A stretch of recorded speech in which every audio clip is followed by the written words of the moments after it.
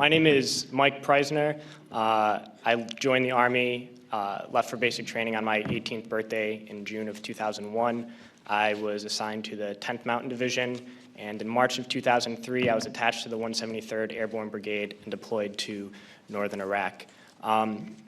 So when I first joined the Army, we were told that racism no longer existed in the military. A legacy of inequality and discrimination was suddenly washed away by something called the Equal Opportunity Program. We would sit through mandatory classes, and every unit had this EO representative to ensure that no elements of racism could resurface. I began to hear new words like towel head and camel jockey, and the most disturbing, sand nigger. And these words did not initially come from my fellow soldiers, but from my superiors, my platoon sergeant, my company first sergeant, battalion commander. All the way up the chain of command, these terms, these viciously racist terms, were suddenly acceptable. And I noticed that the most overt racism came from veterans of the first Gulf War. And those were the words they used when they were incinerating civilian convoys. Those are the words they used when this government deliberately targets civilian infrastructure, bombing water supplies, knowing that it would kill hundreds of thousands of children. Those are the words the American people used when they allowed this government to sanction Iraq. And this is something that many people forget, and we can't forget, is that we've just learned that we've killed over 1 million Iraqis since this invasion, but we already killed 1 million Iraqis in the 90s through sanctions and bombings prior to this invasion, so the number truly is much higher. But when I got to Iraq in 2003, I learned a new word, and that word was Haji. Haji was the enemy. Haji was every Iraqi. He was not a person, a father, a teacher, or a worker. And it's important, we've heard this word a lot during Winter Soldier, but it's important to understand where this word came from. And to Muslims, the most important thing is to take a pilgrimage to Mecca. It's the Hajj, and someone who has taken this pilgrimage is a Haji. And it's something that in traditional Islam is the highest calling in the religion. So we took the best thing for a Muslim and made it into the worst thing. But history did not start with us, and since the creation of this country, racism has been used to justify expansion and oppression. The Native Americans were called savages, the Africans were called all sorts of things to excuse slavery, and Vietnam veterans know of the multitude of words used to justify that imperialist war. So Haji was the word we used. It was the word we used on this particular mission I'm going to talk about. And we've heard a lot about different raids and kicking down the doors of people's houses and ransacking their houses. But this mission was different, a different kind of raid. I never got any explanation for these orders. We were only told that this group of houses, 5 or 6 houses, were now property of the US military, and we had to go in and make those families leave those houses. So we went to these houses and informed the families that those homes were no longer their homes. We provided them no alternative, nowhere to go, no compensation. And they were very confused and very scared and did not know what to do and would not leave. So we had to remove them from those houses. One family in particular, a woman with 2 small girls, a very elderly man and 2 middle-aged men. We dragged them from their houses and threw them onto the street. And arrested the men because they refused to leave, arrested the old man, and sent them off to prison. And at that time, I didn't know what happened to people when we tied their hands behind their back and put a sandbag on their head. But unfortunately, a few months later, I had to find out. We were short interrogators, so I was assigned to work as an interrogator. And I oversaw and participated in hundreds of interrogations. One in particular I'm going to share with you. It was a moment for me that really showed me the nature of this occupation. This particular detainee, when I was sent to interrogate him, he was stripped down to his underwear, hands behind his back and a sandbag on his head. I never actually saw this man's face. My job was to take this metal folding chair and just smash it against the wall next to his head. He was faced against the wall with his nose touching the wall, while a fellow soldier just screamed the same question over and over again.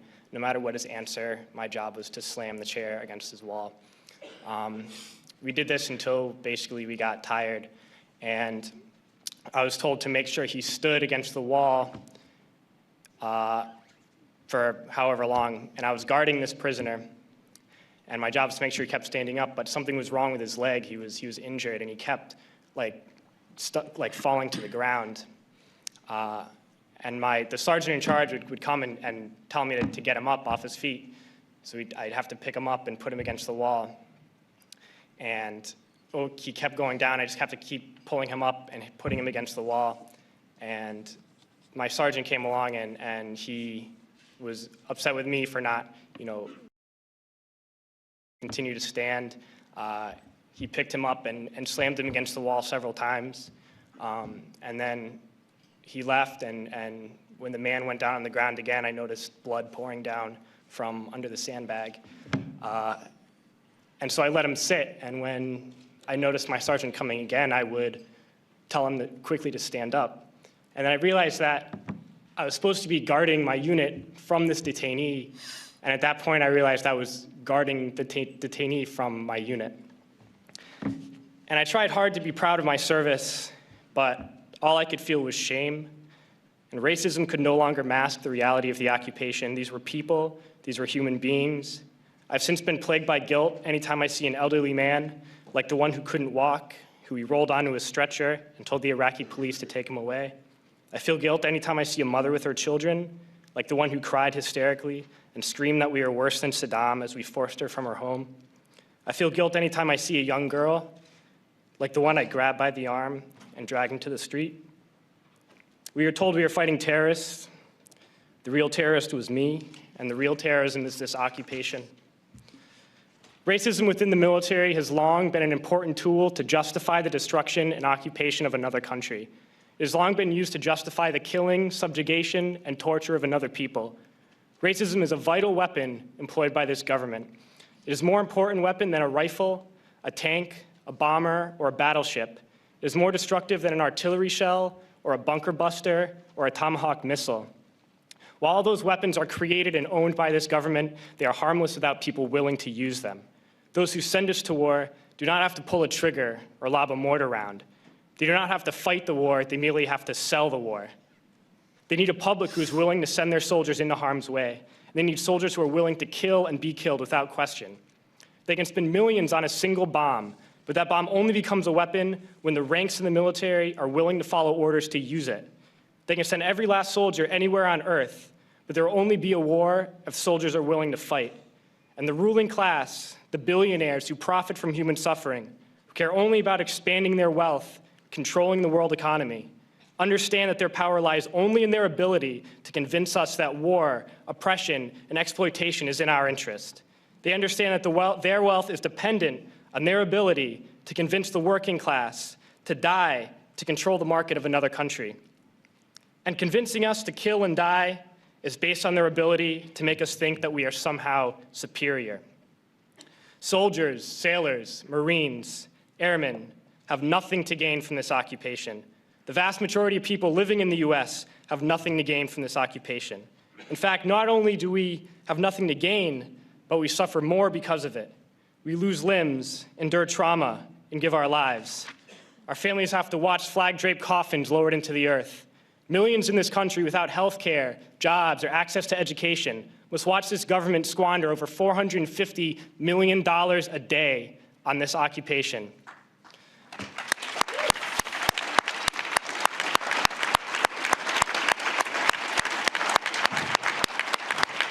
Poor and working people in this country are sent to kill poor and working people in another country to make the rich richer. And without racism, soldiers would realize that they have more in common with the Iraqi people than they do with the billionaires who send us to war.